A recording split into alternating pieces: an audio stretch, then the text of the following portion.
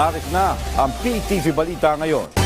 Dumating na sa bansa ang unang batch ng mga Pinoy na biktima ng human trafficking sa Myanmar.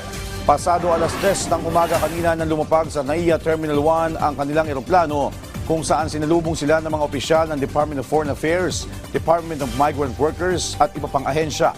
Sa report ng DMW, na-rescue sila mula sa ilang scam hub na sangkot sa love scam at cryptocurrency scam. Malapogo ang estilo ng mga kumpanya kung saan tino-torture umano ang mga empleyado. Tiniyak naman ng pamahalaan ang pagbibigay ng tulong sa mga nailigtas na Pinoy.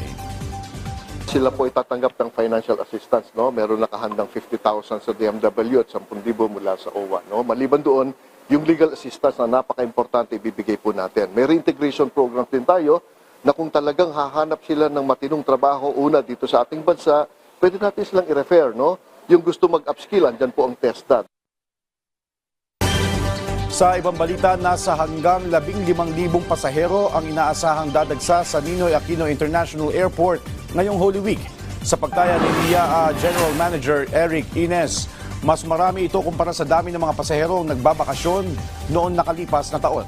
Noong Easter Sunday ng 2024, nasa 139,894 na mga pasahero ang dumagsa sa NAIA, habang nasa 124,230 naman ang bilang ng mga pasaherong dumating noong Biyernes Santo.